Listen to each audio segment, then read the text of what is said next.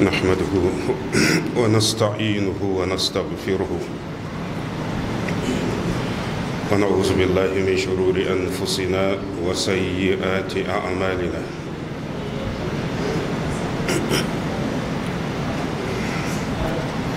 من يهده الله فلا مضل له ومن يضلل فلا هادي له وأشهد أن لا إله إلا الله وحده لا شريك له وأشهد أن محمدا عبده ورسوله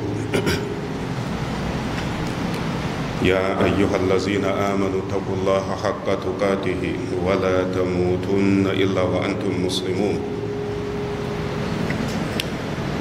يا أيها الناس اتقوا ربكم الذي خلقكم من نفس واحدة وخلق منها زوجها وبث منهما رجالا كثيرا ونساء واتقوا الله الذي تساءلون به والأرحام إن الله كان عليكم رقيبا يا أيها الذين آمنوا اتقوا الله وقولوا قولا سديدا يصلح لكم أعمالكم ويغفر لكم ذنوبكم ومن يطع الله ورسوله فقد فاز فوزا عظيما أما بعد فإن خير الحديث كتاب الله وخير الهدي هدي محمد وشر الأمور محدثاتها وكل محدثة بدعة وكل بدعة ضلالة وكل ضلالة في النار.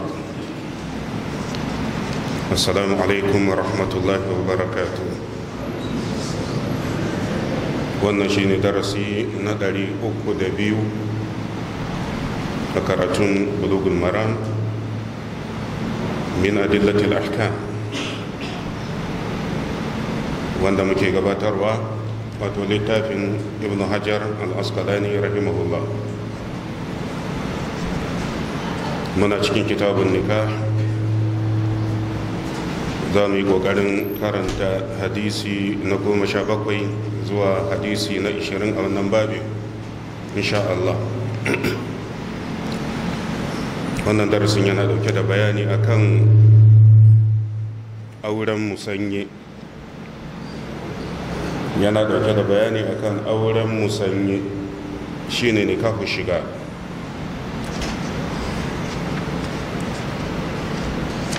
wa an nafi'in, kuma an karbo hadisi daga nafi'u maula ibn umara wa rawiyatuhu. nafi'u wani bawa ne na abdullahi bin umar, kuma abdullahi bin umar ya yanta shi. asalinsa mutumin farisa ne, mutumin yankin iran. to akasari hadisan abdullahi bin umar shi wannan nafi'u din shine wanda yake ba da labarinsu, sai kuma dan nafi'u din da ake kiransa salim. ma galibin hadisai na abdullahi bin umar da aka samu suna zuwa ta riwayar nafi'u maula ibn umar. wato wannan hadisin nafi'u ya rawaito daga abdullahi bin umar an ibn umar radiyallahu anhu ma qala. abdullahi bin umar ya ce naha rasulullah, manzon Allah sallallahu alaihi wasallam ya hana an shigari, auren ashigar. abdullahi bin umar ya ce manzon Allah ya hana auren ashigaru, sai ya ce wa shigaru, kuma abinda ake nufi da ashigaru an yuzawwija rajulu ibnatahu, mutum ya aurar da yarsa. mutum ya aurar da yarsa, mutum yana da ya ba da aurenta ala an yuzawwijahu al-akharu ibnatahu, akan cewa shi wanda za a ba shi auren yarinyar shi ma zai aurar da yarsa. kaga ya zama auren musanye, mutum ya ba da yarsa akan wanda ya auri yar, shi ma zai ba da yarsa. wa laysa bainahuma sadaqun, kuma babu wani sadaki a tsakaninsu. muttafaqun alayhi. hadisin yana sahihul bukhari da kuma sahihu muslim. ibn hajar ya ce wattafaqa, kuma sun yi ittifaki da al-imam bukhari da al-imam muslim min wajihin akhar ta wata fuska din ala anna tafsir ash-shigari fassaran kalmar ash-shigar da ta zo cikin wannan hadisi min kalami nafi'in daga maganar nafi'u ne ba maganar abdullahi bin umar ba. kaga shi nafi'u ya rawaito hadisin daga abdullahi bin umar. abdullahi bin umar yake cewa annabi ya hana auren ashigar, to sai aka samu fassarar kalmar ashigar. wa shigaru an yuzawwija ar-rajulu ibnatahu ala an yuzawwijahu al-akharu ibnatahu. waye wannan fassara? domin shi nafi'u bai bambanta maganarsa da ta abdullahi bin umar ba, illa da yace naha rasulullahi an shiga. abdullahi bin umar yace annabi ya hana auren ashigar, to da sai shi nafi'u ya ce to fahimta ta ma'anar ashigar ita ce, sai zama bai bambanta maganarsa da ta abdullahi bin umar ba. saboda ka in ka karanta hadisin sai ka ɗauka kamar duka magana ta abdullahi bin umar ce. shi abdullahi bin umar sahabi ne, amma nafi'u ba sahabi ba ne. hadisin yana sahih bukhari. al-imam bukhari yayi babu shigar, yayi babi musamman akan irin wannan auren, shine hadisi na 5112. akwai kuma babul hiliyati fi nikahi. a wannan babi na alhiliyatu fi nikahi hadisi na 6559, hadisin ubaidullah bin umar bin hafsin bin asim daga cikin jikokin sayyidina umar ya ce haddathani nafi'u an abdullahi bin umar.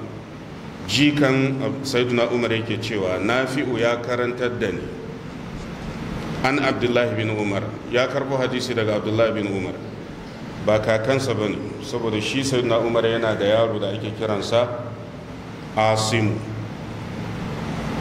to shi ubaidullahi bin umar bin hafs bin asim jikan sayyidina umar ne ta yaronsa asim yake ba da labari. nafi'u ya ba shi labarin hadisi na abdullahi bin umar, so kaga cikin baffanninsa ba kakansa ba ne.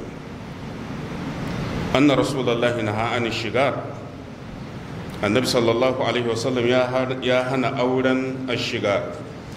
qultu sai na ce qultu li nafi'in mashigaru, menene ashigar?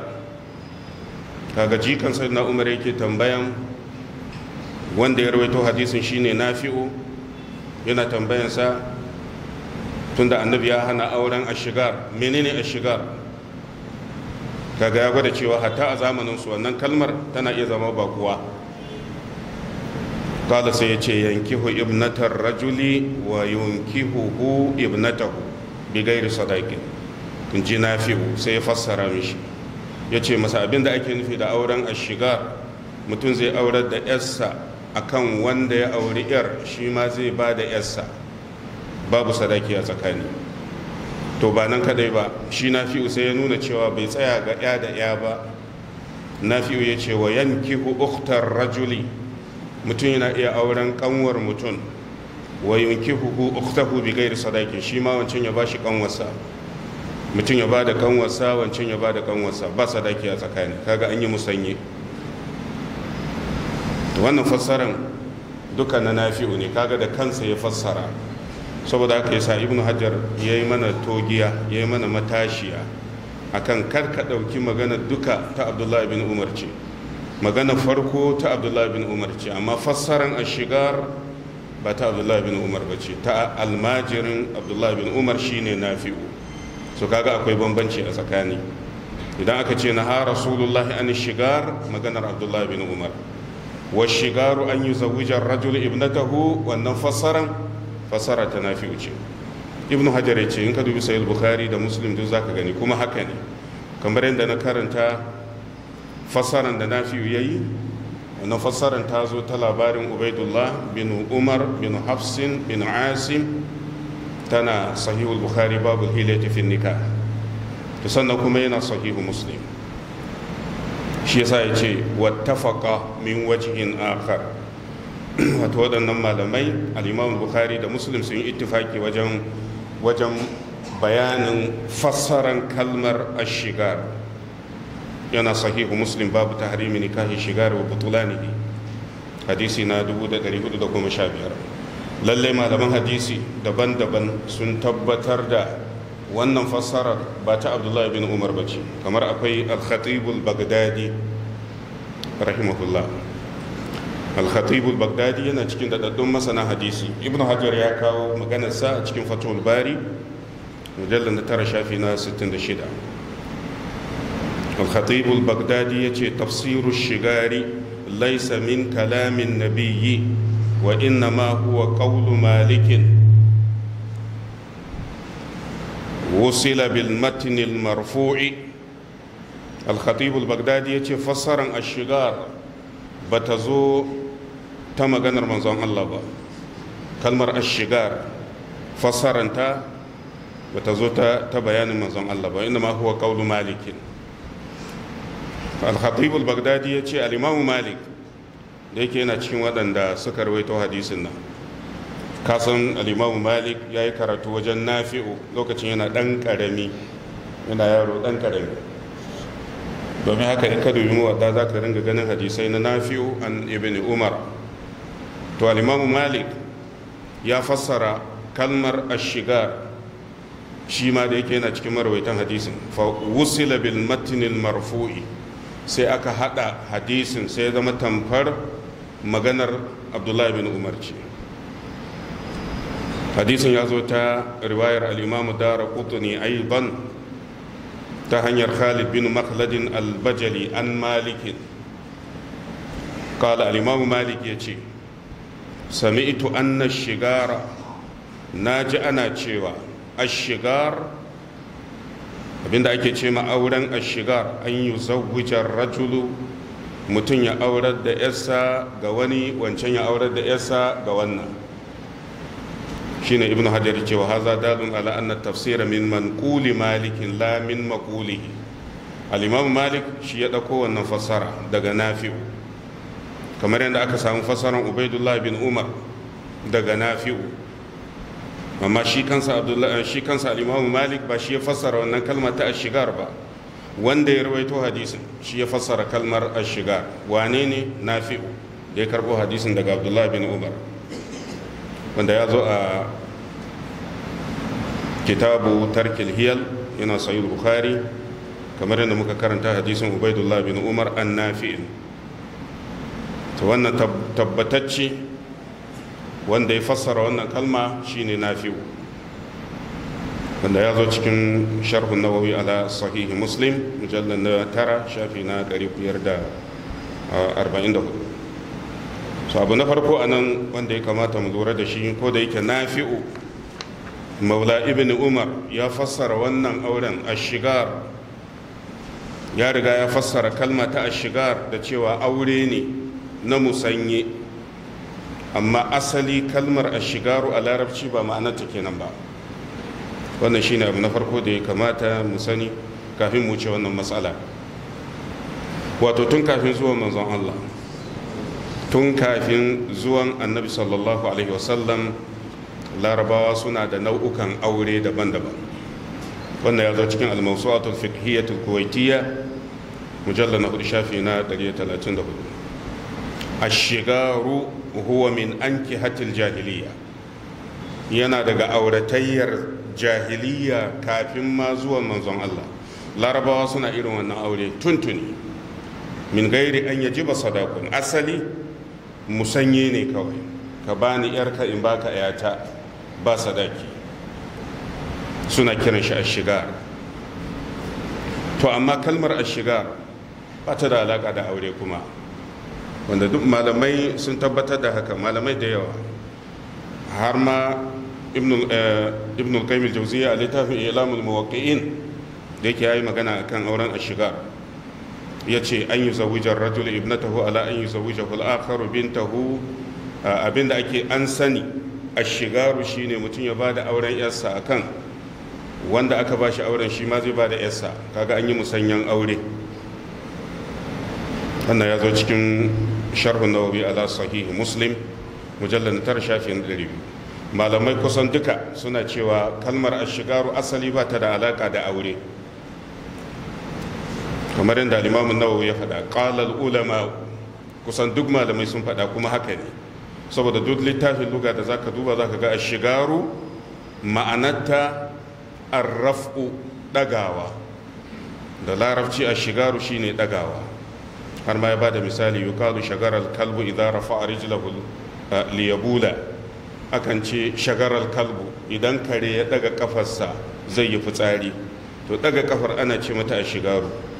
shine ibnu qudama yake cewa ba mamaki saboda munin auren shi yasa ma ake kiran shi ashigar, tashbihan li raf'il kalbi rijlahu liyabula fil qubbi, saboda auren ba shi da kyau shi yasa aka kamanta auren da abin da karnuka suke yi.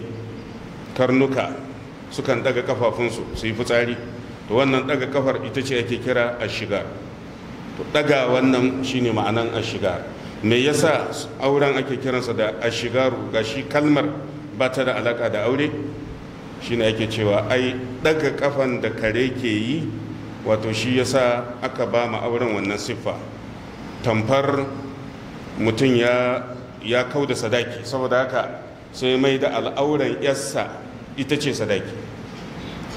al'auran yarsa ita ce sadaki, saboda haka zan baka ya taka bani naka. to auren yana da muni, shine aka kamanta shi da arrafu. wannan ya zo cikin tahzibul luga mujallal na 8 shafi na 40, lisanul arab mujallal na 4 shafi na 417, alqamusul muhit mujallal na 2 shafi na 62 da al-misbahul munir mujallal na farko shafi na 338. da larabci arrafu shine ashigaru, amma asalinsa larabawa sun san shi da su wato cewa aure ne ake kira ashigar. abinda yasa ake kiransa ashigar saboda babu sadaki. wannan tun kafin zuwan manzon Allah sallallahu alaihi wasallam. to amma da annabi ya taho, abu na biyu kenan wanda ya nuna akwai auren tun a zamanin jahiliya. na biyu, lokacin da annabi sallallahu alaihi wasallam ya bayyana sai ya haramta wannan auren. waɗanda suka ba da labari game da haramcin wannan aure suna da yawa. nan ya kawo mana hadisin abdullahi bin umar. mutum na biyu shine abu huraira, Allah ya kara masa yarda. sabatan nahyu an hadha nikah min as-sahaba minhum abi huraira. hadisin abu huraira kamar yadda abdullahi bin umar ya faɗa, shi ma haka yace naha rasulullahi an shigar, naha rasulullahi an shigar, yanda ya zo cikin bulugul maram ta hadisin abdullahi bin umar. haka ma ya zo a hadisin abu huraira. annabi sallallahu alaihi wasallam ya hana auren ashigar, auren musanyi. hadisin yana sahihu muslim, babu tahrimi nikahi shigari wa butulanihi, hadisi na 1416. kuma hadisin yana sahihu sunanin nasa'i, hadisi na 3338, da sahihu sunan ibn majah, hadisi na 1541. to hadisin abu hurairah shi ma ya inganta daga annabi sallallahu alaihi wasallam. hikima ta ibn hajar ya san waɗancan riwayoyi da aka samu, wato yakan yi ƙoƙari ya ɗauko riwayar da tafi inganci sai ya sa a bulugul maram. saboda aka yi sa hadisin abdullahi bin umar muttafaqun alai, sai ya kawo shi, bai kawo hadisin abu hurairah ba, saboda hadisin abu hurairah min afradi al-imam muslim. al-imam muslim kada ya ruwaito banda al-imam bukhari, amma hadisin ya inganta. mutum na uku shine jabir bin abdullah, Allah ya kara masa yarda. jabir shi ma haka ya ce naha rasulullahi an shigari, lafazi guda, kamar lafazin abdullahi bin umar, kamar lafazin abu huraira. haka ma ya zo ta lafazin jabir. manzon Allah ya hana auren ashigar, shi ma kuma hadisinsa yana sahihu muslim, babu taharimi nikahi shigari wa butulanihi, hadisi na 1417. al-imamu muslim ya jera hadisan waɗannan sahabbai a wuri ɗaya.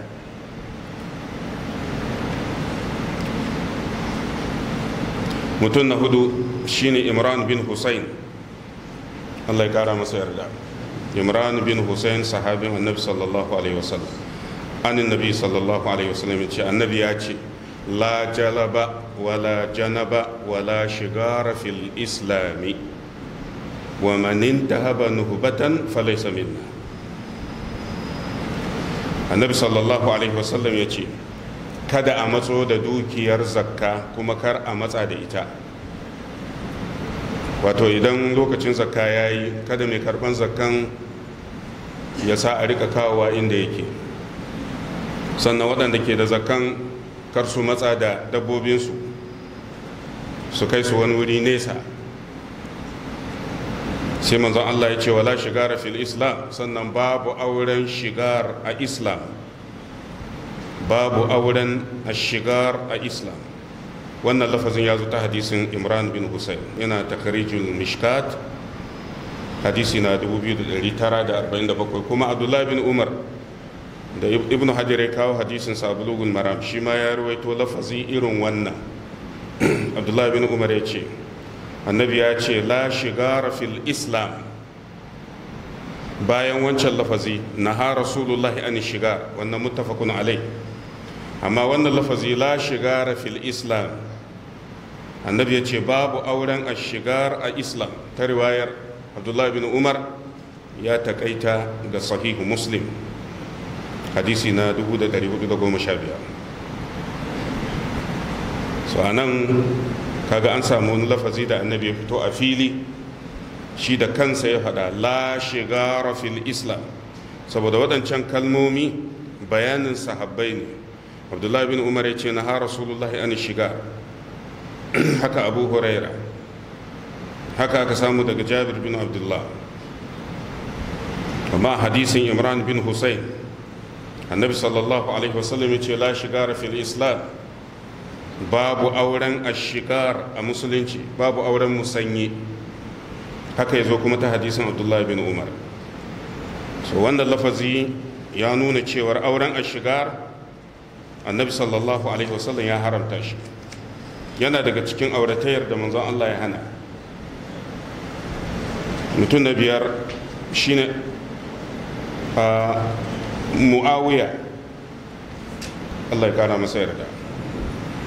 wato abin da ya faru, Abdurrahman bin Hurmuz al-A'raj ya ba da labari, ya ce akwai jikan Abdullah bin Abbas da ake kiransa, yaron Abdullah bin Abbas da ake cemar al-Abbas bin Abdullah bin Abbas, al-Abbas bin Abdullah bin Abbas.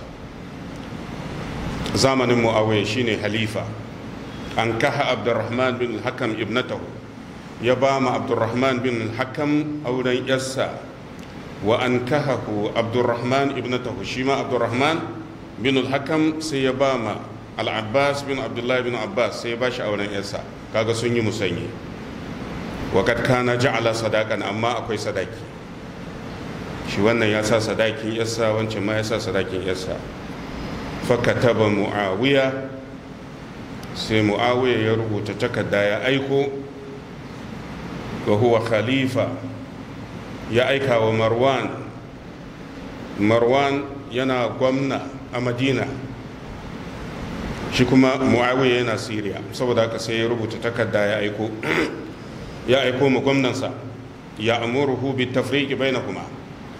ya ji labarin auren da aka kulla, ya ce to wannan auren a raba tsakaninsu. a cikin takardar sai ya ce hadha shigarul ladhi naha anhu rasulullah, wannan shine auren ashigar wanda manzon Allah ya hana. hadisin yana al-musnad, kuma yana sahihu sunan abi dawud hadisi na 2075. so kaga ya tabbata cewa annabi ya hana wannan auren. an samu ta hadisin sahabbai daban-daban.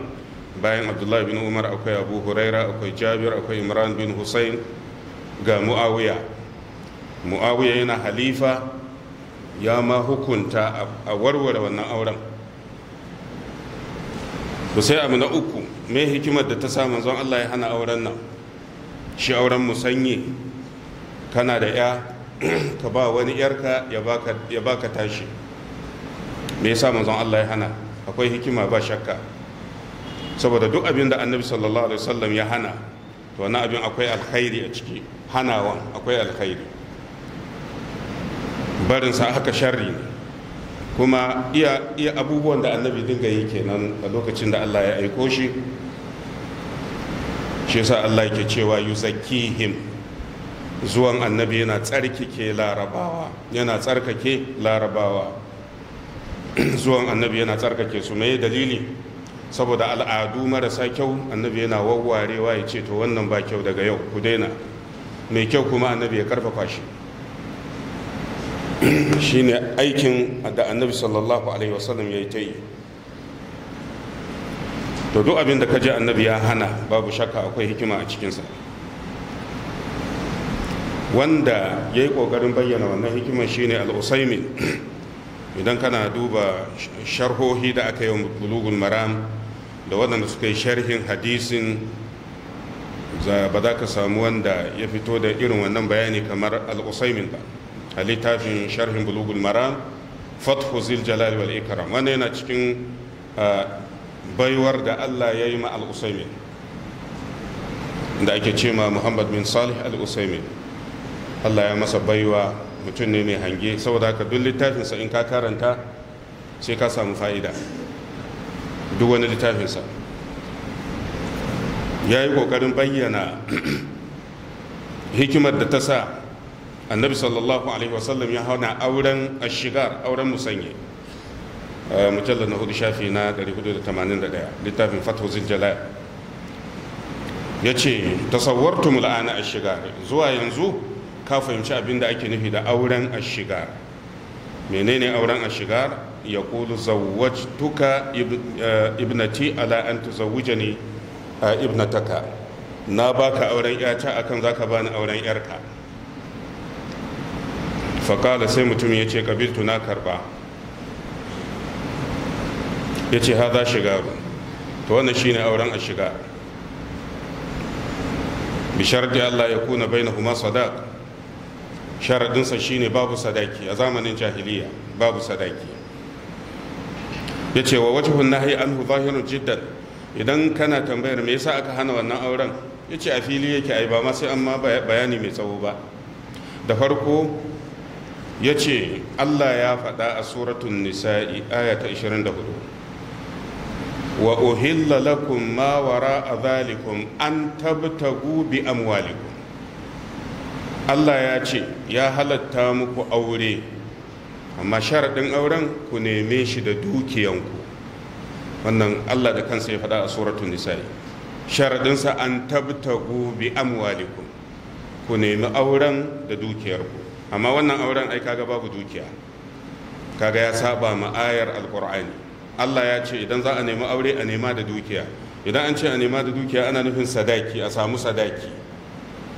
to sai zama babu dukiyar. idan ka dubi ma'anar tabtagu bi amwalikum, ku nemi aure ta amfani da dukiyarku, babu wanda zai fassara maka dukiya da cewa al'auran mace dukiya ne, babu shi. sai idan mutum ya ce ya ba da yarsa aure akan a bashi yar wani, kaga kamar yana ya kawar da sadakin da Allah shi magana a cikin alkur'ani. wa farjul mar'ati laysa malan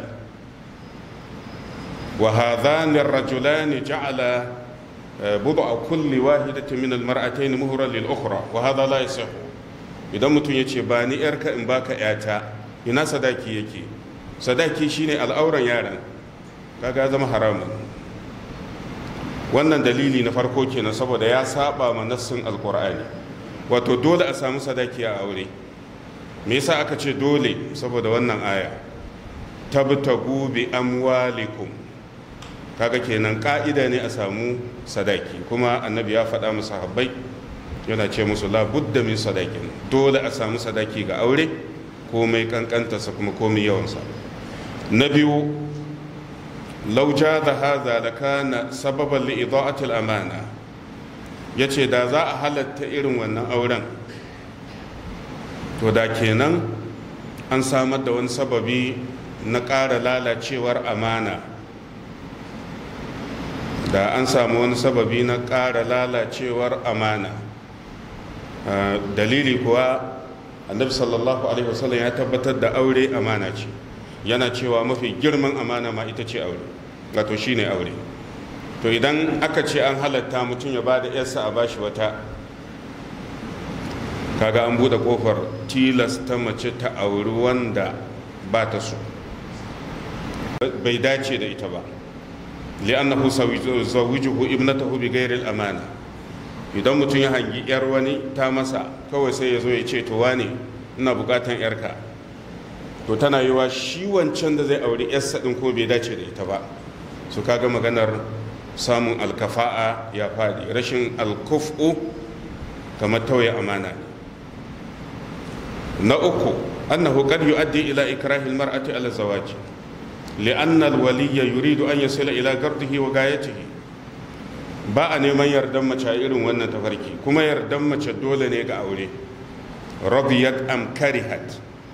idan har ya zama mutum zai ba da yasa a bashi wata, to kaga ba magana neman yardan ita wannan matar, shi ma kuma ya saba ma ka'ida. na hudu an yakuna fil galibi sababan lin nizai. akasari karshen irin wannan auren yana zama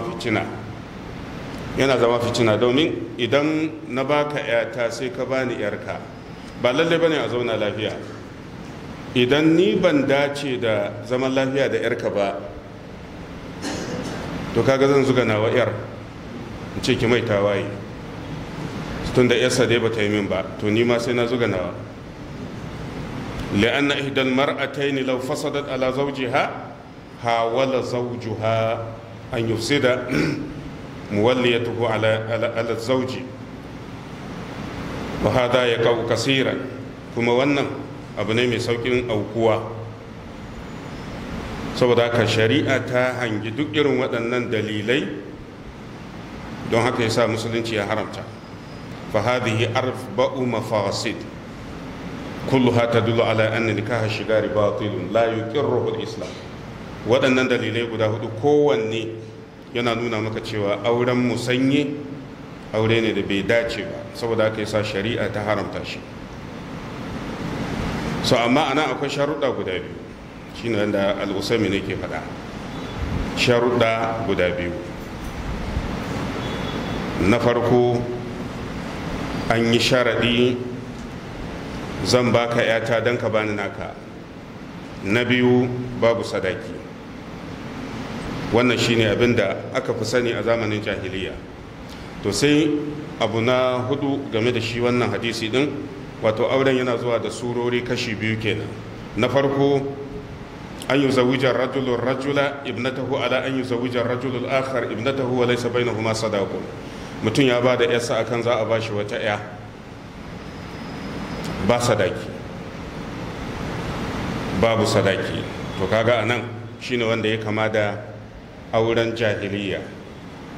mutum ya ba da yarsa an bashi wata ya, babu sadaki a tsakani. na biyu, idan mutum ya ba da yarsa aka bashi wata ya, akwai sadaki, an samu sadaki. wannan to anan shin auren yana iya inganta? wanda in ka dubi littafin al-mudawwana ta al-Imam Malik, da yake al-Imam Malik yana cikin wadanda suka rawaito hadisin Nafi'u dinna. al-Imam Malik littafin mudawwana mujallad nabi shafi na 153. Abdurrahman bin al-Qasim bin Muhammad bin Abi Bakr as-Siddiq, jikan sayyiduna Abubakar, Allah ya kara musu yarda, jikan sayyidina Abubakar, saboda sayyidina Abubakar yaronsa Muhammad, yana da yaro sunansa Muhammad, ya haifi Al-Qasim, Al-Qasim ya haifi Abdurrahman. to shine yake tambayar ɗaya daga cikin almajiran al-Imam Malik, tunda shi bai zamani da shi ba, ya ce masa ara'aita in qala zawwijni maulataka wa uzawwijuka maulati wala mahar bainahuma. yace idan mutum ya ce ma wani ka bani macen da kake walittaka, in aka ce macen da kake walittaka tana iya zama yarsa, tana iya zama kanwarsa ko yarsa, ina son ka bani auren misali yarka in baka nawa yar, wala muhra bainahuma, babu sadaki. a haza min ash-shigari inda Malik, wannan shine auren ash-shigar a wajen al-Imam Malik? sai malamin ya ce na'am, kwarai kuwa. wakila ara'aita nikaha ash-shigari idza waqa'a fa dakhala bin nisa'i, misali idan wannan aure an riga an kulla shi, ba ni yarka in baka tawa, har ma sun tare, har ma an haifi yara, hatta waladata auladan, a yakunu zalika ja'izan am yufsahu, shin za a bata wannan auren ko za a bar shi tunda dai abun ya dade? Mutum ya auri yar wani, shi wancan ya auri yarsa, babu sadaki kuma har sun hayayyafa, shin wannan auren ana iya kyale shi? Al-Imam Malik ya ce yufsahu ala kulli hali, komai dadewan auren sai an bata shi, komai dadewar wannan aure haramun ne, saboda manzon Allah ya hana shi. sai idan ko har aka gina shi ko da an haifi yara, wannan auren bai inganta ba. Wa in radiyan nisa'u bidalika, kuma ko da matan sun yarda, su matan sun yarda da wannan aure da aka yi inda malikin, wannan duk yana cikin littafin al-mudawwana. Abin da yasa saboda akwai ka'ida wanda annabi ya tabbatar. Ka'idar ita ce ta zo ta hadisin Aisha, mun karanta wannan ka'ida akai-akai. Annabi sallallahu alaihi wasallam ya ce man ishtarata shartan laysa fi kitabillah falaysa lahu.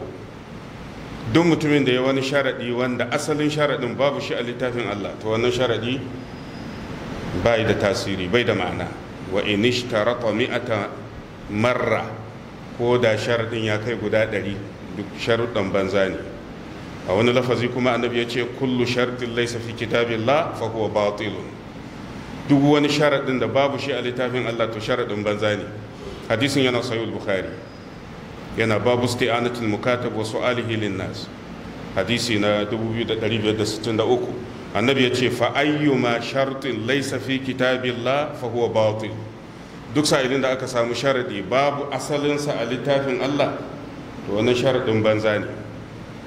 Sannan akwai lafazin da ya zo ma kana min shartin laysa fi kitabillah fa huwa batil wa in kana mi'ata shartin kitabullahi ahaqqu wa shartullahi awsaqu. So kaga duk waɗannan hadisai kuma riwayoyin gaba ɗaya suna sahih bukhari, yana sahihu muslim, yana babin innamal wala'u liman a'taqa, ya zo ta hadisin Aisha, hadisi ne muttafaqun alai. Manzon Allah ya ce duk sa'ilin da mutum ya wani sharadi, wannan sharadin ya saba ka'idar littafin Allah da sunnarsa da sunnar manzon Allah, to wannan sharadin banza ne, ba za a yi aiki da shi ba. to kaga auren an gina shi akan wani sharadi wanda babu shi a littafin Allah, saboda haka yasa auren bai inganta ba. Fashigaru, don haka anan shigar yana zuwa da nau'uka biyu kamar yadda muka ce. Auren musanye, da farko ba a ayyana sadaki ba, wanda shine asali na jahiliya. Ba a ayyana sadaki ba, ba ni yarka in baka yata, wannan auren ittifakan batacce ne kuma haramun ne. To na biyunsu shine ba ni yarka in baka yata kuma ga sadaki. To anan ne aka samu sabani a tsakanin malaman sunna. Wannan na biyu din, wannan auren na biyu, tunda an sa sadaki, in ka dubi fassaran da Nafi'u yayi ma nikahu shigar, ai ya ce ba sadaki asali a zamanin jahiliya. To amma yanzu idan aka samu sadaki fa, ba ni yarka in baka yata amma ga sadaki, ko da sadakin ya bambanta, wannan a ce sadaki 50,000 wancan 100,000, an dai sa sadaki, kaga ya bambanta da auren ashigar na zamanin jahiliya. To shin wannan auren ya yi ko bai yi ba tunda an sa sadaki? Al-Imam Malik ya ce har yanzu dai auren batacce ne, fa huwa batilun bi kulli halin. Me hujja? Ai mun karanta hadisin Muawiya, Allah ya kara masa yarda. Al-Abbas bin Abdullah bin Abbas, daga cikin yaran Abdullah bin Abbas akwai Al-Abbas. Al-Abbas ya aurar ma Abdurrahman bin al-Hakam yassa, Abdurrahman bin al-Hakam ya bashi shi kuma yassa. Wa ankahahu Abdurrahman ibnatahu wa qad kana ja'ala sadaqan, sun ma sa sadaki zamanin Muawiya. Kaga auren sa ya bambanta da na jahiliya, amma tun daga Siriya Muawiya ya rubuta takarda ya aiko ma gwamnansa a Madina, shine Marwan bin al-Hakam, ya amurhu bi tafriqi bainahuma, yace a raba tsakanin waɗannan mutane auren. sannan a cikin wasiƙar da ya ce a raba auren kawai ya yi shuru za a ce ai hukunci ne mu'awiya, amma sai a cikin takardar mu'awiya ya ce haza shigarul lazina ha anhu rasulullah, kaga ya danganta aikinsa ga manzon Allah, ya ce wannan auren shine fa wanda manzon Allah ya hana. To kaga su sun sa masa sadaki, amma duk da haka mu'awiya ya ce wannan auren shine fa wanda manzon Allah ya hana. Su kaga kenan ya gwada nau'uka biyu na ashigar, a yi auren ashigar na musanya babu sadaki ko a sa sadaki, duk ma'ana ɗaya ce. اللهم صل على محمد وعلى آل محمد كما صليت على إبراهيم وعلى آل إبراهيم إنك حميد مجيد. اللهم بارك على محمد وعلى آل محمد كما باركت على إبراهيم وعلى آل إبراهيم إنك حميد مجيد. الحمد لله. wato abu na biyar game da hukuncin wannan auren shine kamar da muka ce malamai sun yi ittifaki akan haramun ne wannan auren, faƙalu bi butulanin nikahi, kuma idan an ɗaura wannan auren ma ɓatacce ne. wannan shine abin da galibin malaman sunna suka tabbatar, saboda annabi sallallahu alaihi wasallam ya haramta. Idan annabi ya haramta, wannan auren asalinsa ɓatacce ne, asalinsa ɓatacce ne. Idan aka zauna aka ɗaura irin wannan auren bai ɗauru ba. me yasa? saboda annahyu ala tahrim, hani da aka ce annabi yayi, wannan hanin haramci. idan aka ce an haramta sai mutum ya daura wannan auren bai ma dauru ba. wannan ita ce fahimtar al-Imam Malik, al-Imam Shafi, al-Imam Ahmad bin Hanbal, akasar malaman sunna. amma al-Imam Abu Hanifa shine kadai yake ganin ana iya gyara auren ba sai an lalata shi ba idan aka sa sadaki. idan aka sa sadaki shikenan. to amma akasarin malaman sunna sun ce ba haka bane, tunda har manzon Allah ya haramta shi, ya hana, to wannan auren batacce ne. kuma ga abinda Muawiya ya aikata shi ma, wanda yana karfafa mu haka. wannan ya zo ta bayanin Ibn Abdul Barri, yace ajma al ulama ala anna nikah ash-shigari la yajuzu. duk malaman sunna sun ce auren haramun ne. inda aka samu sabani, shin auren idan an kulla shi yana iya tabbata ko dole sai an rusa shi. shi ne al-Imam Abu Hanifa yake ganin ana iya gyarawa, kuma akasar malaman sunna sun ce ba zai yi ba. misali Ibn Hazmi a littafin al-Muhalla mujallal 9 shafi na 122 yace la yahillu nikahu shigari wa huwa an yatazawwaja hadha waliyata hadha ala an yuzawwijahu al-akharu waliyatahu aidan سواء ذكر في كل ذلك صداقا لكل واحدة منهما أو لإحداهما دون الأخرى أو لم يذكر في شيء من ذلك صداقا كل ذلك سواء يفسخ أبدا. شيني بيان الإمام مالك دي زوا أتكلم لتاه المدونة كما شيني يتهو لتاه شرح صحيح مسلم، shine ya taho a littafin tarhu tasrib na al-Imam al-Iraqi, yana mujallar na 4 shafi na 26. kuma shine abinda al-Imam al-Khattabi ya tabbatar a littafin Ma'alim sunan mujallar na 2 shafi na 561. ba ta yadda za a yi wannan auren ya inganta, ba zai yiwu ba. saboda haka ko da an ambaci sadaki, wannan auren batacce ne, saboda aiki da hadisin Muawiya, innahu alladhi naha anhu rasulullah fartafa al-ishkalu an. tunda har Muawiya ya aiko takarda ya ce a bata wannan auren, wannan aure shine wanda manzon Allah ya hana, kuma an riga an sa sadaki, amma duk da haka Muawiya ya ce auren batacce ne. saboda haka wannan aure idan ma an kulla shi bai da za a yi a gyara shi, dole sai an lalata shi. in ma za a sake wani aure ne daban, to sai dai a yi shi ba akan wannan tsarin ba. wannan ya zo cikin fatawar lajina mujallar na 18 shafi na 427. Ibn al-Qayyim al-Jawziyya a littafin Zadul Ma'ad shi ma ya tsawwala bayani game da auren ashigar, yana farkon mujallar na 4. al-Imam Ahmad bin Hanbal yace ashigaru al-batil an yuzawwijahu waliyatahu ala an yuzawwijahu al-akhar waliyatahu wala mahara bainahuma. al-Imam Ahmad ya ce asalin auren ashigar babu sadaki, ka bani yarka in baka yata, ko ka bani yar uwarka in baka yar uwata. Idan aka samu sadaki to ya bambanta daga wancan tsari na jahiliya. Idan an samu sadaki to auren yana iya inganta. To ta ina zai inganta? Tun daga hadisin Muawiya an samu sadaki a tsakanin waɗanda suka yi auren ashigar, amma duk da haka ya aiko takarda ya ce wannan auren a bata shi. fa in samu zalika maharan sahal aqd bil musamma indahu, wanda malamai suna tabbatar da auren bai inganta ba saboda la'akari da illarsa. Illar ita ce, ka bani yarka zan baka yata. Kaga wannan kalma da fartun da aka ambace ta to ta ɗauki nau'in auren da annabi ya hana. To ko da an sa sadaki a dalilin wannan kalma, auren bai inganta ba. Auren bai inganta ba. Amma misali, da mutum, abinda ibn al-qayyim ya ce, fa in sammau maharan ma'a zalika zalal mahzur. Misali, mutum ne ya zo ya auri yarka, an gama daura aure an tafi, kai kuma sai kaga yashi, kaga dama ba yarjejeniya aka yi ba sharaɗi aka yi ba, in baka ka bani.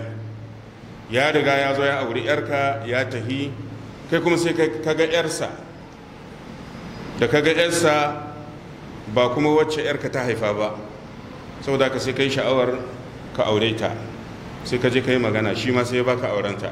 So ka auri yarsa ya auri yarka, kuma kowanne da sadaki, ba a kan sharaɗin ka bani in baka ba. Da an samu wannan sharaɗi to auren ya ɓaci, ko da akwai sadaki. Shi sa Muawiya ya bata wancan aure, saboda ai akwai sadaki, amma sun yi wannan sharaɗi, ba ni yarka in baka yata, sai aka sa sadaki. To shi yasa auren bai inganta ba.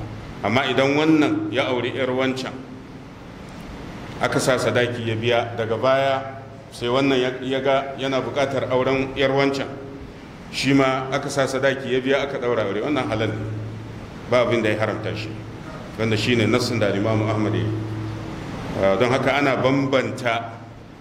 bambanta auren da an sa sadaki amma akwai sharaɗin ba ni in baka. In dai akwai wannan sharaɗi na ba ni in baka, to ya zama haramun, ya zama musanya za a yi, ko da kuwa an sa sadaki din. Wannan shi yake bambanta auren da yake inganta da kuma wanda baya inganta. Amma wannan baya nuna cewar an haramta maka ka auri yar wani saboda shi ya taba auren yarka.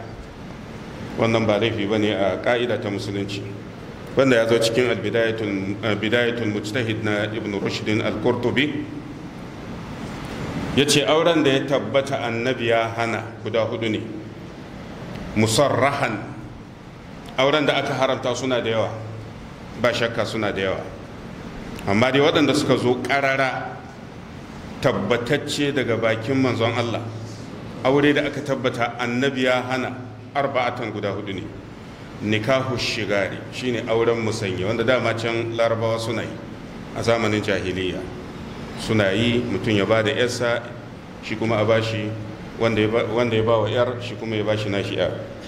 Na farko ke da biyu, nikahul mut'a, auren al-mut'a, wanda shi ma yana tafi cikin wannan babin. Auren al-mut'a ya tabbata daga bakin manzon Allah, annabi ya hana shi. Sannan na uku, al-khitbatu ala khitbati akhihi, a nemi aure akan neman wani aure, wanda annabi ya hana, mun wuce wuri. Shi ma nau'in aure ne wanda musulunci ya haramta, annabi da kansa ya haramta. Aure na hudu wanda ya tabbata annabi ya hana karara shine nikahul muhallil. An saki mace uku, wani ya haɗa kai da ita ya aure ta saboda ya halatta ta koma ga wancan mutumin. Waɗannan auratayya guda hudu babu shakka annabi ya hana su, kamar yadda ya zo cikin bidayatul mujtahid. Fa amma nikahu shigar, auren ashigar shine wanda muka yi magana a kai. ittafaqu ala anna sifatahu huwa an yunkiha ar-rajul waliyatahu rajulan akhar ala an yunkihahu al-akhar waliyatahu. wannan ya bada yarsa wancan ya bada yarsa wala sadaka bainahuma, babu sadaki. ittafaqu ala annahu nikahun ghayru jaiz. duk malaman sunna sun ce wannan aure bai inganta ba. me dalili? li subutin nahyi an, saboda an samu tabbaci annabi ya hana auren musanye. mun karanta hadisai da aka samu daga sahabban manzon Allah, sahabban annabi sallallahu alaihi wasallam, inda kawai aka samu sabani kamar yadda bayani ya gabata, shin idan an daura auren zai iya gyaruwa? mafi inganci auren ba zai gyaru ba, wanda shine bayanin fahimtar al-imam akasarin malaman sunna.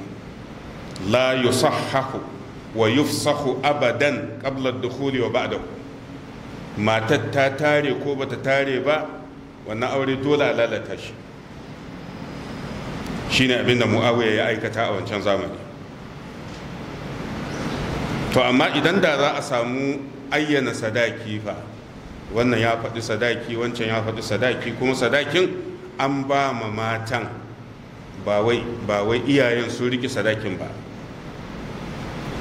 to idan ma an ayyana sadaki, idan sun taho lokacin ɗaura aure aka ce ba ni yarka in baka tawa, to wannan sadaki da aka ayyana batacce ne, saboda auren ya riga ya rushe, dole a sake shi daga farko. idan za a sake auren, wancan sadaki kuwa matar ta riga ta ci. saboda duk sa'ilin da aka samu kuskure wajen aure, to mace na cin sadakin idan ta tare. to wannan shine bayani da ya shafi nikahu shigar, yake bayi da wani bayani mai tsawon gaske, abu ne mai saukin fahimta insha Allah. sai mu je hadisi na gaba. wa an ibn abbas radiyallahu anhuma, an karbo hadisi daga abdullahi bin abbas, Allah ya kara masa yarda da shi da mahaifinsa. anna jariyatan bikran, wata yarinya budurwa atatin nabiyya ta zo ga annabi sallallahu alaihi wasallam. fa zakarat, sai ta ce inna abaha zawwajaha, babanta ya aurar da ita, wa hiya karihatun, ita kuwa ba ta son auren. wata wai ta yarinya ta kawo ƙarar mahaifinta zuwa ga annabi sallallahu alaihi wasallam. daga nan kana fahimta cewa yaro yana iya kai ƙarar mahaifinsa, ba laifi ba ne idan ya kai ƙaran a wurin da za a samu maslaha. ita mahaifinta ya mata auren dole, idan aka ce kariha ba ta so, kaga auren dole kenan. mahaifinta ya mata auren dole, kuma budurwa ce. da ta zo ta gaya ma annabi sallallahu alaihi wasallam haka, fa khayyara annabiyyu, sai annabi sallallahu alaihi wasallam ya ba ta zabi. rawahu ahmad, hadisin al-imam ahmad ya rawaito, shine hadisi na 2469. ya ce wa abu dawud wal arba'a, hakanan al-imam abu dawud, hadisin yana sunan abi dawud, babun fil bikri yuzawwijuha abuha wa la yasta'miruha. hakanan al-imam an-nasa'i ya kawo shi a littafin as-sunan al-kubra, al-bikru yuzawwijuha abuha. a yanda ya taho cikin sunanun nasa'i, inna jariyatan bikran atatin nabiyya faqala inna abi zawwajani wa hiya kariha faradda an-nabiyyu nikahahu. wannan shine bambancin riwaya ta al-imam an-nasa'i da riwayar al-imam abu dawud. a riwayar al-imam abu dawud shine hadisin da ya zo cikin bulugul mara, fa khayyaraha an-nabiyyu, sai annabi ya ba ma yarinyar zabi. amma a riwayar al-imam an-nasa'i faradda an-nabiyyu nikahaha, sai manzon Allah ya bata auren. me ya bambanta su? akwai bambanci. wannan dalilin yasa ake cewa idan aka samu mahaifi ya yi wa mace auren dole, to shi wannan auren dolen ba wai asalinsa ne ya haramta ba. ka'idar dama za a dubi me aka rasa a wannan auren. an rasa, mun karanta a baya, annabi sallallahu alaihi wasallam ya ce har budurwa sai an nemi izininta. To wannan izinin shine ba a nema ba izininta, shi yasa aka ce mai auren dole. to kaga tunda an daura auren gaba daya,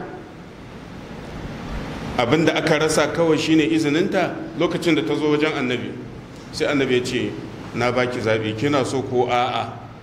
kaga kenan wannan izinin idan ta ce ya mun, shikenan magana ya kare, ta wuce daki. idan ta ce bai mun ba, to ta wuce gidansu, auren ma babu shi, kwata-kwata ya rushe. So wannan izinin kadai in aka samu, auren ya gyaru. So anan shi ake nufi da fa khayyaraha annabi, sai annabi ya bata zabi. Annabi ya bata zabi, ya ce me kike gani, kina son auren ko a'a? Ta ce in ba na so shikenan, ba sai an ce mijin ya saki ba ma saki. Kamar sallah ne, in ta lalace sai dai ka fita kawai ka sake, ba sai ka ce assalamu alaikum ba maganar wai sai ya ce na sake ki, a'a, auren ya riga ya rushe sai dai a maida mai sadakinsa kawai. amma a nan akwai sharaɗi, idan ba ta tare ba kenan, domin zaɓi yana ga mace kafin ta tare, ba wai bayan ta tare ba. bayan ta tare, domin za ka samu tana cewa mahaifinta ya mata auren dole shekara 5 kenan, tana iya bore yanzu. to ai nana shekara 5 kuma ya daɗe. annabi ya ba da zaɓi kafin a tare. so duk wani zaɓi da ake cewa ana bayarwa akan aure kafin tarewa ne. to shi kuma hadisin al-imamun nasa'i fa, annabi sallallahu alaihi wasallam, abdullahi bin abbas ya ce faradda nabiyu nikahaha, sai annabi ya rusa auren. so kaga yana gwada kowane ɗayansu daidai ne, ko da yake hadisin ya samu matsala. shi yasa a ƙarshe yake cewa wa u'illa bil irsali, rawahu ahmad wa abu dawud wa ibn majah wa u'illa bil irsali. wato an aibanta hadisin nan, hadisin yana da aibu. me aibunsa? hadisi ne mursal. domin abdullahi bin abbas yana da wasu bayi da ya yanta su, waɗannan bayi sun ruwaito hadisansa, kamar yadda muka karanta hadisin nafi'u, shi ma yantaccen bawan abdullahi bin umar ne. to abdullahi bin abbas yana da wani bawa da ake kiransa ikrima. shi ikrima shi ya ruwaito hadisin, bai danganta shi ga abdullahi bin abbas ba, amma an riga an san hadisan ikrima duka na ibn abbas ne. al-imam abu dawud da al-imam al-baihaqi duk sun tabbatar da wannan. saboda haka al-imam abu dawud da ya rawaito hadisin yana ganin hadisin bai inganta ba, ya tsananta ta wajen martani game da isnadin hadisin. in ka dubi sunan abi dawud, yana babun fil bikri yuzawwijuha abuha wa la yasta'miruha. haka ma al-imam al-baihaqi a littafin ma'rifatu sunan wal asar. amma galibin malaman hadisi sun tabbatar wannan hadisin ya inganta, sun tabbatar da cewa hadisin nan ya inganta. kamar ibn al-qayyim al-jawziyya ya yi kokarin tabbatar da isnadin hadisin ingantacce ne a littafin tahzibus sunan abi dawud, yana juz'i na 3 shafi na 40.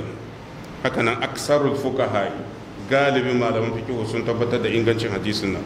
shi kansa ibn hajar mai littafin bulugul maram da yake cewa u'illa bil irsali, a littafin fathul bari sharhin hadisi na 969 ya tabbatar da hadisin ya inganta.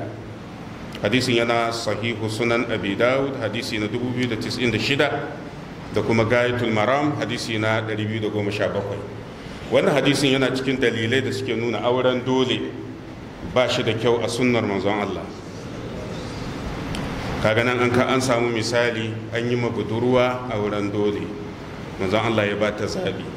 to akwai hadisin khansa'u bintu hizam al-ansariya, sahabiya ce, babanta sahabi ne. inna abaha zawwajaha wa hiya sayyibun, babanta ya mata auren dole kuma bazawara ce. fakari hazalika, ta zo ga annabi. fa'atatin nabiya sallallahu alaihi wasallam, ta ce ya rasulallah, babana ya min aure kaga kenan auren dole yakan zama ga budurwa yakan kuma auku ga bazawara. Ita bazawara ce ta kawo ƙarar mahaifin ga annabi sallallahu alaihi wasallam, faradda nikahaha. Anan ba a ce annabi ya ba ta zaɓi ba, ya rusa auren saboda bambanci tsakanin bazawara da budurwa.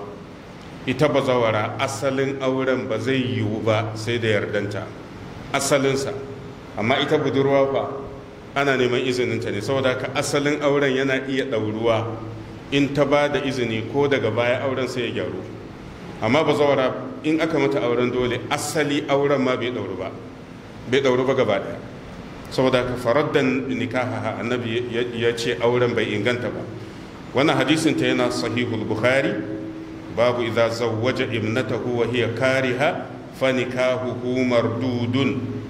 Sunan babin ma da al-Imam Bukhari yayi kenan, yace idan mutum yayi ma bazawara auren dole, sunan babin al-Imam Bukhari yace auren ma babu shi, babu ma auren. To sannan akwai riwayar Jabir tana sunanun Nasa'i. Jabir yace inna rajulan, wani mutum, zawwaja ibnatahu, ya aurar da yarsa wa hiya bikrun, budurwa ce, min gairi amriha, ba tare da ya nemi umarninta ba. fa atatin nabiyya, ta zo ga annabi sallallahu alaihi wasallam, fa farraqa bainahuma, sai annabi ya raba tsakaninsu. So in ka dubi hadisai zaka ga an samu hadisai wanda suke tabbatar da annabi ya bata auren budurwa da aka mata auren dole, kuma ya bata auren bazawara da aka mata auren dole, dukkansu. al-Imam Tirmidhi littafinsa sunan Tirmidhi yana cewa wal amalu ala haza inda ahlul ilmi, ana aiki da wannan hadisi, masana suna aiki da wannan hadisi. anna sayyiba la tuzawwaj, bazawara ba za a aurar da ita ba hatta tusta'mar, sai an nemi umarni. kaga kenan idan aka mata aure babu umarni babu auren. wa in zawwajaha al-abu min ghairi an yasta'miraha fa kariha zalika fa nikahu mafsukhun inda ammati ahli al-ilmi. idan uba ya tilasta bazawara ya mata auren dole ba tare da ya nemi umarninta ba, kuma ba ta so, to wannan auren batacce ne wajen akasarin malaman sunna. to amma budurwa ce aka samu sabani a kai, fi tazwij al-abkari idza zawwajahunna al-aba'u, wanda ke da ikon yama budurwa auren dole uba ne shi kadai. haka malaman fikihu da suke ganin hakan yana iya aukuwa. فرأى أكثر أهل العلم من أهل الكوفة وغيرهم أن الأب إذا زوج البكرة وهي بالغة بغير أمرها فلم ترضى فالنكاح مفسوخ. أنا دوكم بدروة، wato ita budurwa kashi biyu ne, akwai budurwar da bata balaga ba, akwai budurwar da ta balaga. budurwar da bata balaga ba ita ce uba kadai yake da damar ya mata aure, mahaifinta yana da damar ya mata aure, bata balaga ba. yayin ka dubi hadisan manzon Allah zaka ga misalai kamar auren Aisha da manzon Allah, auren Aisha da annabi sallallahu alaihi wasallam. a sannan ka dubi auren ummu kulthum da sayyiduna Umar, jikan manzon Allah. ummu kulthum tana karama ta auri sayyiduna Umar. saboda haka sunna ta tabbatar babu shakka mahaifi kadai yana da damar yayi ma yarsa da bata balaga ba aure, wanda shine ake ce ma auren dole. amma idan budurwa ta balaga magana ta kare. idan budurwa ta balaga dole sai an samu izinin ta, don waɗannan duk sun tabbata daga hadisin manzon Allah. wannan ita ce fahimtar al-Imam Malik bin Anas, al-Imam Shafi, al-Imam Ahmad bin Hanbal.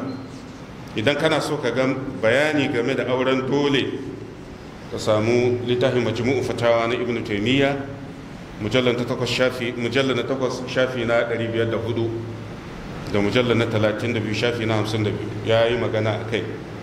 auren dole ta ko'ina ka duba bai dace da sunnar manzon Allah ba sallallahu alaihi wasallam, illa idan yarinya karama ce ba ta kai balaga ba, ita kuma mutum da yake da wannan iko shine mahaifinta. hadisi na gaba, wa anil hasan al-basri an karbo hadisi daga al-Hasan al-Basri an Samurata bin Jundub, ya karbo hadisi daga Samura bin Jundub al-Fazari. shi Samura bin Jundub yana cikin malamai na sahabban manzon Allah, saboda su kansu sahabbai akwai malamai a cikinsu. to Samura yana cikin malamai. anin nabi sallallahu alaihi wasallam kala, annabi ya ce ayyuma imra'atin zawwajaha waliyani, duk sa'ilin da mace waliyai biyu suka aurar da ita, aka samu wannan waliyi ya ba da aurenta, wancan waliyi ya ba da aurenta ga wani daban, sai manzon Allah ya ce fahiya lil awwali minhuma, ita matar wanda ya fara aurarwan ne. rawahu Ahmad, al-Imam Ahmad ya rawaito wal arba'a wa hasanahu Tirmidhi, al-Imam Tirmidhi ya inganta wannan hadisi.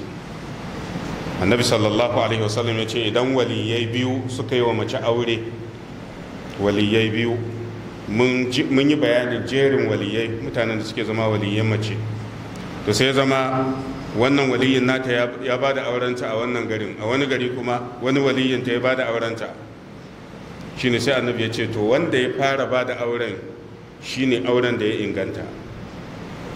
kuma al-Imam Tirmidhi da ya ce hadisin yana da kyau sai ya ce wal amalu ala haza inda ahlil ilmi, ya ce malamai suna aiki da wannan hukunci da ya zo cikin hadisin nan. la na'lamu bainahum fi dhalika ikhtilafan, al-Imam Tirmidhi ya ce babu sabani a tsakanin malaman sunna, wato ana aiki da wannan hadisi yanda ka ji shi. idza zawwaja ahadul waliyyaini qabla al-akhari, idan aka samu waliyi ya aurar da mace kafin wani waliyi, fa nikahul awwali ja'izun, auren waliyi na farko din shine ya inganta, wa nikahul akhari mafsukhun, auren waliyi na ƙarshen bai inganta ba. wa idza zawwaja jami'an, to idan ya zama a lokaci ɗaya suka ɗaura auren fa, a lokaci ɗaya suka ɗaura auren, wannan ya ɗaura aure a wannan masallaci da karfe 2 cif, wancan ma a wani masallaci da karfe 2 cif, kuma mace ɗaya, wannan ya aurar da ita ga wani, wancan ya aurar da ita ga wani, sai malaman sunna kaf suka ce duka auren babu wanda ya inganta, tunda an yi su a lokaci guda, gaba ɗayan su batattu ne. wato in ka lura da yadda hadisan manzon Allah suke zuwa, kai ka tabbata musulunci tsarin Allah ne. saboda haka yasa babu gaba, babu gibi da aka kyale, duk wani abu da zai iya zama matsala sai da manzon Allah ya tattaro bayani a kansa kafin ya bar duniya. wato da za a samu waliyai biyu su ɗaura wa mace aure, to ga hukunci. waɗanda suka inganta hadisin nan suna da yawa kamar yadda ya faɗa, ya ce al-Imam Tirmidhi ya inganta, akwai Ubaidullah bin Abdul Karim Abu Zur'at ar-Razi, akwai Muhammad bin Idris Abu Hatim ar-Razi, akwai Ibn al-Mulaqqin wanda yana al-Badr al-Munir mujallal na 7 shafi na 590. haka nan al-Imam Suyuti a littafin al-Jami' as-Saghir hadisi na 2978. wannan hadisin yana Irwaul Galil hadisi na 1840. daga cikin malamai da suka yi sharhinsa akwai al-Imam Ahmad bin Idris al-Qarafi mai littafin az-Zakhira a mujallar na 4 shafi na 253. falmu'tabar awwaluhuma in urifa, yace abinda annabi ya tabbatar mana shine idan waliyai biyu sun daura wa mace aure to za a yi kokarin sanin na farko, illa an yadkhula biha al-akhar, to inda za a samu matsala shine an daura aurenta a wannan masallaci jiya, a yau aka daura aurenta a wani masallaci, to kafin, tunda abinda annabi ya tabbatar shine auren jiya shine farko, shine ingantacce, shine manzon Allah ya ce fahiya lil awwali minhuma, wanda ya fara bada aurenta wato shine wanda auren da ya inganta. to misali ya aurar da ita jiya, wani waliyin kuma ya aurar da ita a yau, to shi wancan na jiya maimakon da aka masa aure ya ɗauki matansa ya yi sakaci yiwa ya tsaya bukukuwa, shi wannan da aka yi masa auren na yau sai ya ɗauke ta ya je har ta tare. To ga hukuncin da manzon Allah ya yi, annabi ya ce auren na farko shi ne, to shi kuma na biyu ya riga ya tare da ita, to ya za a yi? shi na abin da malaman fikihu suke magana a kai. Sayyiduna Umar ya faru a zamanin shi, ya faru a zamanin Sayyiduna Umar, Allah ya kara masa yarda. Sayyiduna Umar ya ce wannan aure da aka yi na biyu, tun da dai waliyinta ne ya ba da ita kuma da izininta, domin duka auren inda babu izininta ba su inganta, ka'idar kenan. Da izininta ta ba da izini ga wancan, ta ba da izini ga wannan, kuma duk waliyanta ne, ya zama sun daura mata aure, ya zama ta tunda ya tara da ita, kaga kenan wancan na farko ba za a ce aurensa ya inganta ba. Wannan ya tabbata hukuncin sayyidina Umar, kuma kasan sayyidina Umar yana cikin khulafa'ur rashidun. Annabi sallallahu alaihi wasallam ya yi umarni a rike fatawarsu inda ba ta saba ma sunna karar ba. Wa qala al-a'imma al-awwalu ahaqqu biha mutlaqan. Amma akwai malaman da suke ganin duk da haka auren na farko shine inganta saboda wannan hadisin. Wa jawabuhu hamluhu ala adami dukhuli sani, abinda sayyidina Umar yake cewa ai ka'idar ita ce idan aure na biyun, kaga auren mutumin na biyun har ya riga ya tare da ita, saboda haka ba a cewa yayi haramun, tunda aure ne aka kulla kuma waliyinta shi ya bada auren. Baya ga sayyidina Umar akwai waɗanda sun yi hukunci da hakan, kamar sayyidina Ali bin Abi Talib, kaga shi ma yana cikin khulafa'ur rashidun. Sannan akwai dan sayyiduna Ali din Al-Hasan bin Ali bin Abi Talib, Allah ya kara musu yarda. Sannan da Muawiya bin Abi Sufyan, shi ma ya yi hukunci da hakan. Sayyidina Umar, sayyidina Ali bin Abi Talib, ga Al-Hasan bin Ali, ga kuma Muawiya bin Abi Sufyan min gairi mukhalifin. Babu wani sahabi wanda ya taba cewa abinda suka yin kuskure ne, tunda ba a taba samun sahabi da ya ce abinda suka yi kuskure ba. Fa kana ijma'an bainas sahaba, sai zama kamar ijma'in sahabbai ne. Zamanin sayyidina Umar ya tabbata, zamanin sayyidina Ali ya tabbata, zamanin Al-Hasan bin Ali ya tabbata, zamanin Muawiya ya tabbata, kuma duk tsawon lokacin nan ba a samu wani sahabi wanda ya ce hakan bai dace ba. To saboda haka sai ya zama ana aiki da shi duk da cewar babu hadisi kai tsaye daga manzon Allah. Hadisin da aka samu kai tsaye daga annabi shine wannan, wanda annabi sallallahu alaihi wasallam ya hukunta cewa fahiya lil awwali minhuma, matar waliyi na farko da ya bada aurenta ne. To amma tunda ta tare a wajen auren mutumin waliyi na biyu, to shi yasa waɗancan manyan sahabbai suka ba da fatawa cewa ta tabbata matar wancan na biyun tunda ta riga ta tare a wurin shi.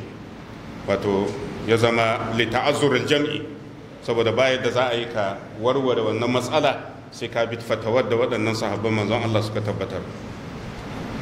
Sai hadisi na ƙarshe insha Allah. Wa an Jabirin, an karbo hadisin daga Jabir bin Abdullah radiyallahu anhu qala qala Rasulullah sallallahu alaihi wasallam. Jabir ya ce manzon Allah ya ce ayyuma abdin tazawwaja bi ghairi izni mawalihi, duk sa'ilin da aka samu bawa yayi aure ba tare da izinin iyayen gidansa ba, masu mallakan shi sune mawalihi. Saboda ana iya samun mutum biyu su mallaki bawa, ba ma mutum ɗaya ba. Au ahalihi, wani lafazi, ko ba tare da izinin iyalinsa ba, ko dai a ce ahalihu ko a ce mawalihi, duk ma'ana ɗaya ce. Bawa ba shi da yanci, yana ƙarƙashin wani ne, wani ya mallake shi. Me ake nufi da bawa? Bawa shine mutumin da wani ya mallake shi, saboda haka shi bayi da yancin kansa. In ma yana da dukiya, dukiyar ta mai gidansa ne. Idan ma yana da dukiya, dukiyar ta mai gidansa ne. duk abin da ya mallaka ya zama na mai gidansa. To ya za a yi bawa ya yi aure ba tare da izinin mai gidan shi ba? To shine annabi sallallahu alaihi wasallam ya ce idan haka ya faru fa huwa ahirun, to shi mai yin zina ne, ba aure ba ce. wannan hadisin ya zo da kalma ta al'ahiru, kuma ya zo da kalmar azzani a wasu riwayoyin hadisin, kuma duk sun inganta. ya ce rawahu ahmad wa abu dawud wa tirmidhi wa sahahahu. al-imamu ahmad da al-imamu abu dawud da al-imamu tirmidhi sun rawaito hadisin. al-imamu tirmidhi ya inganta shi, wa kadhalika ibn hibban, haka ma al-imam ibn hibban shi ma ya inganta hadisin nan. hadisin yana sahihu sunan abi dawud hadisi na 2078, yana sahihu sunan tirmizi hadisi na 1111. so hadisi da ingantacce daga manzon Allah. annabi sallallahu alaihi wasallam ya tabbatar bawa yana iya aure babu shakka, amma ka'ida ne a samu izini. kamar misali yadda aka yi maganan mace ba za ta aurar da kanta ba sai da izini, sai ta hannun waliyi, bazawara ce ko budurwa, mace tana ƙarƙashin walittaka, to haka ma bawa yana ƙarƙashin walittaka, komai hankalinsa komai iliminsa, tun da bawa ne ba shi da yanci. kaga kenan dole sai ya samu waliyi kafin nan zai yi aure. tilas ne a samu waliyi kafin ya yi aure. amma kamar kai in kana da yanci, kana da damar ka je ka karbi aure ko da ba izinin iyayenka, ko da babu izinin iyayenka, saboda kana da hankali, kai ba bawa ba ne, saboda ka babu walittaka a kanka. wannan yasa mutum yana iya zuwa ya karbi aure da kansa. mutum yana iya aure babu sanin iyayen shi, iyayensa ba su sani ba, ya daura aure. ba kamar mace ba ne, amma mace ba za ta yi aure ba sai da izinin waliyi. to kai da aka ce za ka yi aure, ko da babu izinin iyayenka za ka iya aure, za ka iya karban aure da kanka saboda kana da yanci. amma bawa fa annabi ya ce ba zai yi ba. idan bawa ya ɗaura aure, ya karba aure da kansa ba tare da izinin mai mallakansa ba, manzon Allah ya ce to shi mazinaci ne. idan ya ce shi mazinaci ne, kaga zaman ba na aure ba ne, ba zaman aure ake ba. wato auren gaba ɗaya daga tushensa bai inganta ba, daga tushensa bai inganta ba. kamar auren bazawara ne babu izininta, tun daga asalinsa bai inganta ba. al-imam al-khattabi cikin ma'alimin sunan a mujallar na 3 shafi na 190 ya ce wa inna ma batala nikahul abdi, abinda ya sa auren bawa baya inganta sai da izinin waliyinsa, min ajili anna raqabatahu wa manfa'atahu mamlukatani li sayyidihi, saboda duk abin da bawa ya mallaka na mai gidansa ne, shi kansa na mai gidansa ne. in ya mallaki dukiya fa na mai gidansa ne. shine ake nufi da raqabatuhu wa manfa'atuhu mamlukatani li sayyidihi. idan bawa yana da dukiya, dukiyar ba tashi bace, ta mai gidansa ne. idan bawa ya ce zai yi aure ba izinin mai gidansa, to ya yi kuskure, domin shi kansa mallakar mai gidansa ne. wa huwa idha ishtagala bi haqqi zawja lam yatafarraq li khidmati sayyidihi. sannan kuma idan aka ce bawa zai yi aure ba izinin mai gidansa, kaga kenan za a samu matsala, saboda wani lokaci mai gidansa yana bukatar a zo a yi aiki, shi kuma yana can wajen matan shi, da a samu matsala. wa kana fi dhalika zahabu haqqihi, saboda haka haƙƙin mai gidansa ya ragu a dalilin auren. don haka yasa shari'a ba ta yadda bawan yayi aure ba sai da izinin mai gidansa. fa abtala nikaha ibqa'an liman fa'atihi ala sahibihi. saboda mai gidansa yana da damar ya nemi ya zo ya mar aiki a kowane lokaci. hakki na aure fa yana iya hana shi. to amma idan akwai izinin mai gidansa, shikenan auren yana inganta. Allah subhanahu wa ta'ala ya ba mu ladan abin da muka dace da faɗa daidai, kuma Allah ya gafarta mana kuskure. اللهم صل على محمد وعلى آل محمد كما صليت على إبراهيم وعلى آل إبراهيم إنك حميد مجيد. اللهم بارك على محمد وعلى آل محمد كما باركت على إبراهيم وعلى آل إبراهيم إنك حميد مجيد. اللهم أقسم لنا من خشيتك ما تحول به بيننا وبين معاصيك، ومن طاعتك ما تبلغنا به جنتك، ومن اليقين ما تهون به علينا مصائب الدنيا. اللهم متئنا بأسمائنا وأبصارنا وقواتنا ما أحييتنا واجعله الوارث منا، واجعل ثأرنا على من ظلمنا وانصرنا على من عادانا، ولا تجعل مصيبتنا في ديننا، ولا تجعل الدنيا أكبر همنا ولا مبلغ علمنا، ولا تسلط علينا من لا يرحمنا. سبحانك اللهم وبحمدك، أشهد أن لا إله إلا أنت، أستغفرك وأتوب إليك.